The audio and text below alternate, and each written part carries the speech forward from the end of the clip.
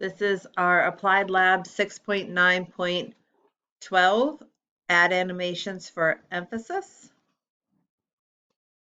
On slide 2, it asks us to animate the 8 planets to fly in at the same time.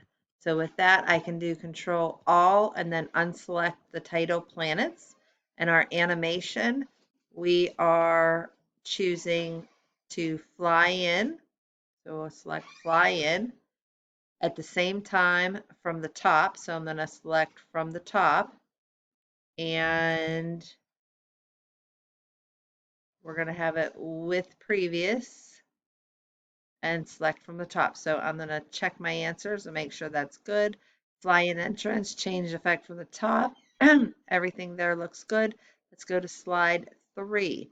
Slide 3 says, apply the pulse emphasis animation to each of the bulleted items and images to form an instructional sequence.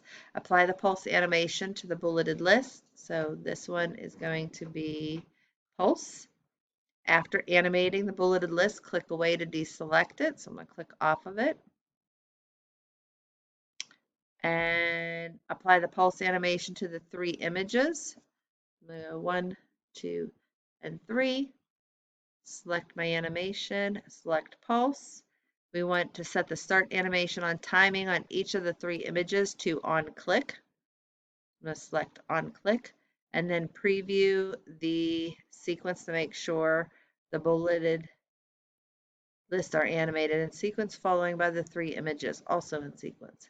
Check your answers. See, everything so far looks good. Let's move to slide number 4. Slide number 4 says apply the line's motion path animation to the moon shape. So here's the moon.